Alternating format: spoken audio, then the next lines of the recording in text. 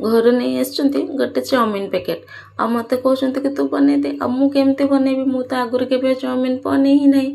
तो मो भाई कहूँ तो यूट्यूब देखिकी बनईदे। तो मुझे कौन देखली यूट्यूब जाकि गोटे दुटा वीडियो देखी नेली आ यूट्यूब केमी बना जाए चाउमिन से प्रोसेसटा टी मन रखिली।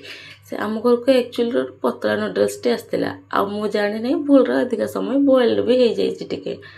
देखा केमती रोषे होपर मुझे कौन कली भेजिटेबल गुड़ाक कट करके रखी कैप्सिकम बीटरूट गाजर पियाज को भलसे टिके रोस्ट करदे कि किसी चिली सॉस टमाटो सॉस आ सोया सॉस आ किसी बेसिक मसला जमती लंका लुण पड़े आ पकई देथिले।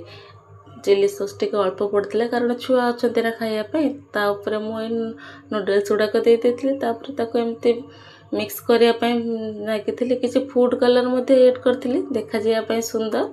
तो मुझे नूडल्स गुड़ाक अधिक बॉइल होता ना से सेपरेट करके गोटे गोटे बाहर करी आ वेजिटेबल सहित मिक्स करने चाहूँगी।